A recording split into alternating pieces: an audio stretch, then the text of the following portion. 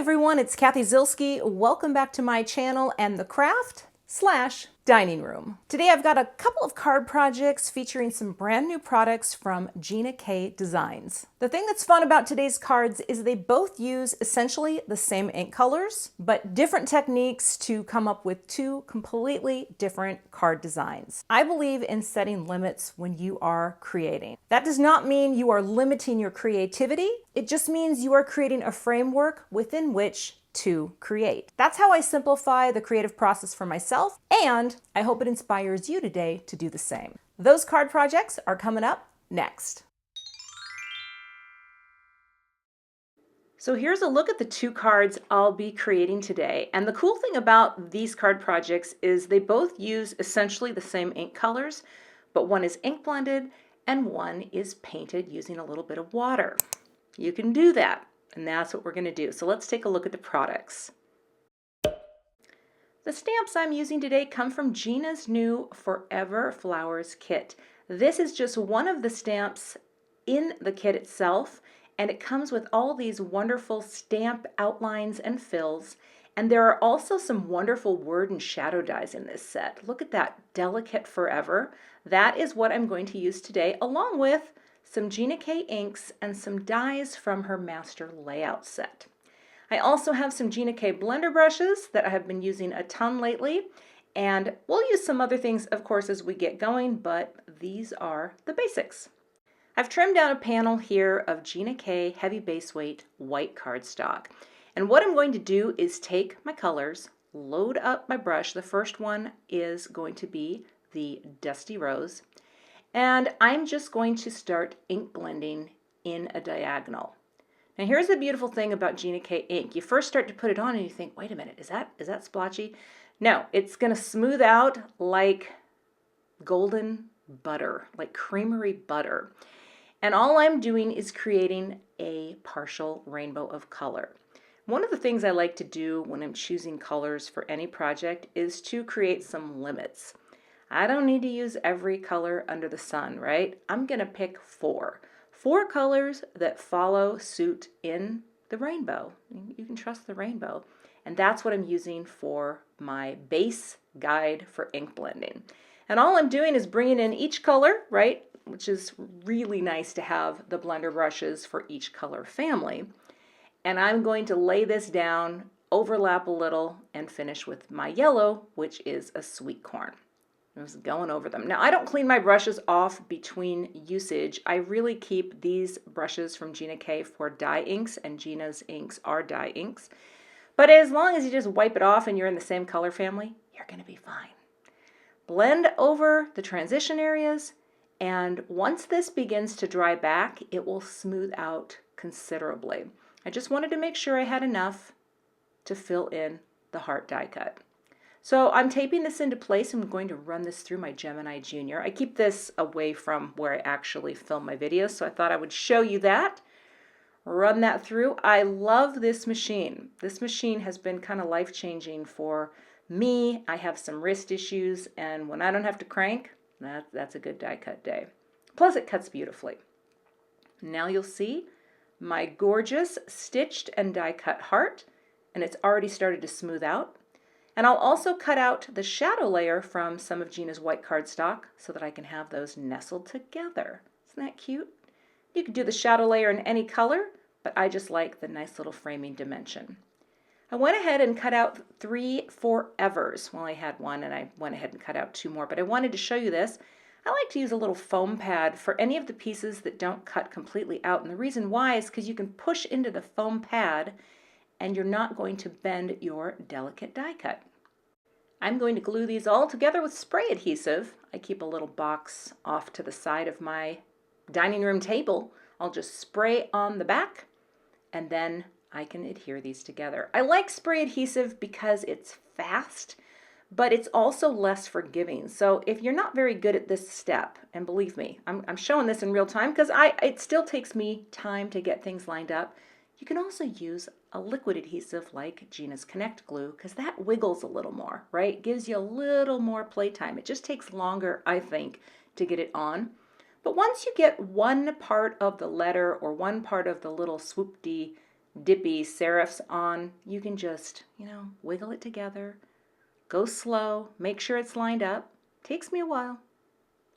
And then you've got one layer, and repeat. I usually find that the third or even fourth layer sometimes goes a little faster.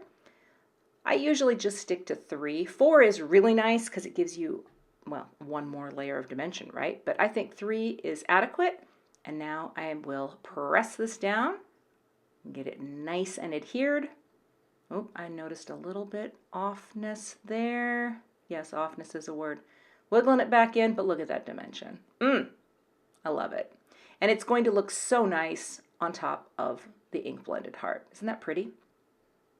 I'll take some tape here and just put this on the back of the heart so that I can nestle and adhere that into the shadow layer. And then it's time to figure out the greeting. So I know that forever is going to appear there, but then I thought, do I want love you? Do I want forever in my heart? Do I want forever best? I wasn't sure. So if you're ever not sure, just do a whole bunch of them. You know what I mean? Line them up. I've got a piece of Onyx black cardstock here. I'm going to stamp 3 at once because then I have choices, right? Choices are good. I'm going to rub my thumb over these stamps just because I've not used them, and there's always a little bit of residue from manufacturing.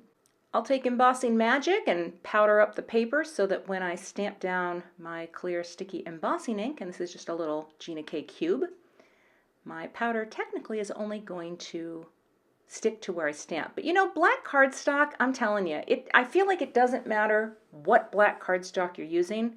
Powder just wants to stick everywhere. So we've got to work around for that. But that impression looks great. So I'll go ahead and sprinkle on some embossing white. This is the fine detail powder from Gina K. Tap it off. Add a little more just for that extra special coating. And tap.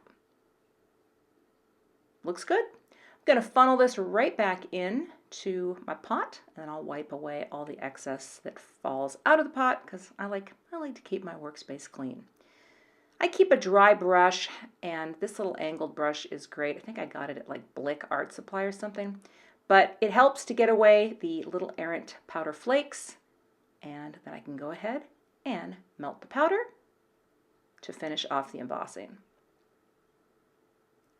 Looks good. I'm going to cut these apart though before I die cut because I like to just do one at a time and I didn't want anything to get mucked up. So I'm going to use one of these little banner dies from the Master Layouts. And I'm not going to use the actual banner notches. I just wanted to cut these little greetings out perfectly.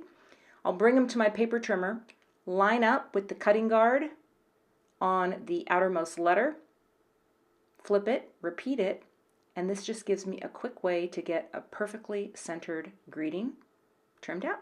And I'll do the other 2 as well, and then decide which ones I want to use. For my card base, this is going to be a US A2, which is going to be 4 1/4 wide by 5 1/2 tall. I'm going to give that a nice press.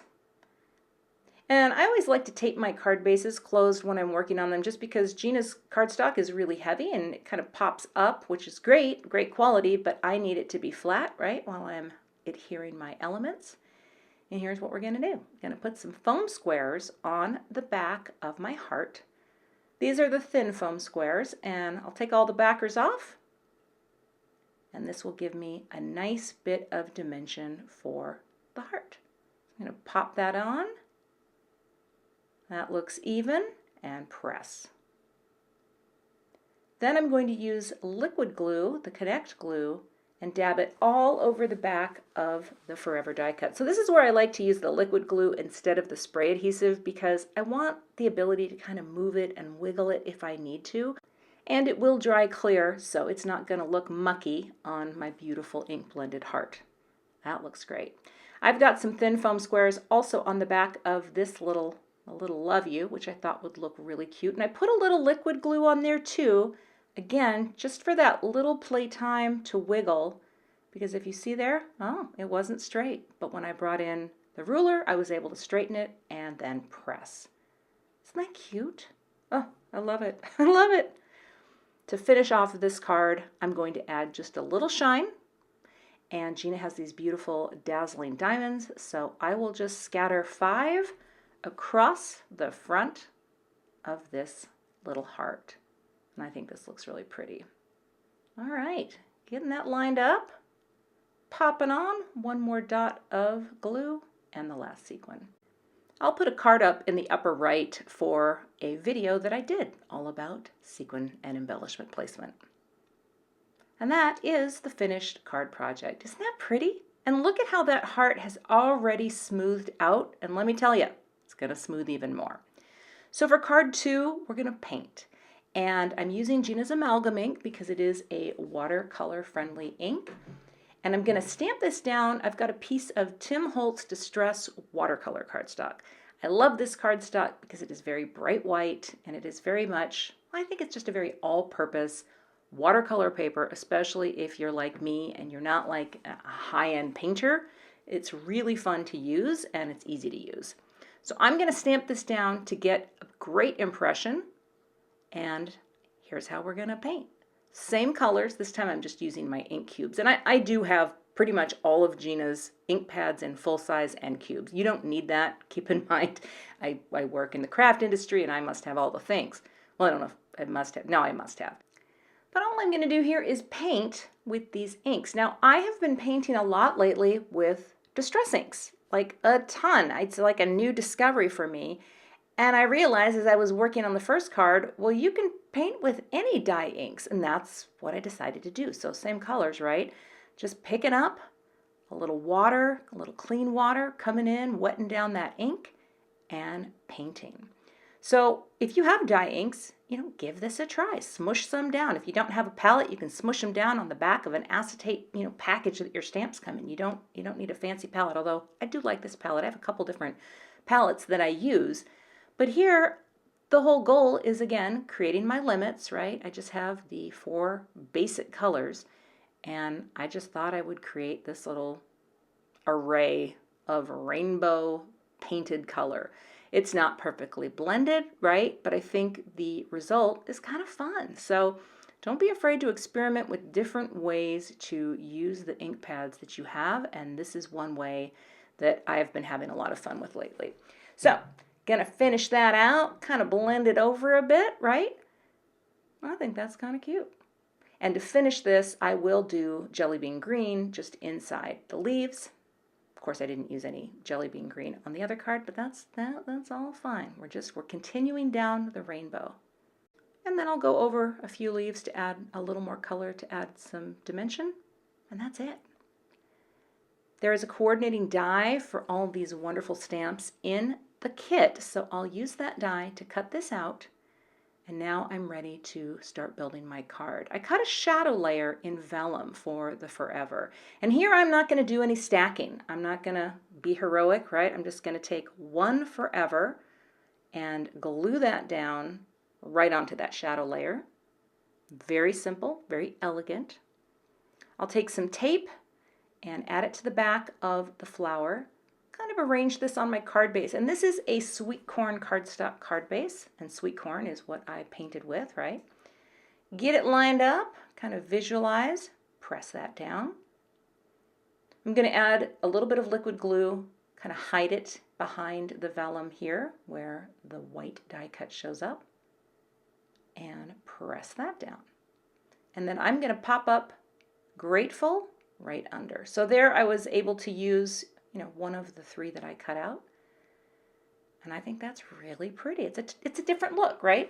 But to finish this card off, again, 5 sequins, these beautiful dazzling diamonds sprinkled from top to bottom, leading the eye across the design. And that's it. That's my card number 2. So a little different effect, but I think this is really fun. There's a look at the 2 of them. So much fun to take the same inks and do completely different things with them. I love it. Be sure to check out this new kit release from Gina K Designs. You will find all the links listed below the video in the information box. Thanks so much for watching. I'll see you back here with another card project soon. Thanks so much for watching today. I would love to have you become a subscriber to my YouTube channel. And if you do subscribe, be sure to hit the gray bell below the video so that you don't miss the next time I post. Here are a couple other videos that you might be interested in watching. Thanks so much and have a great day.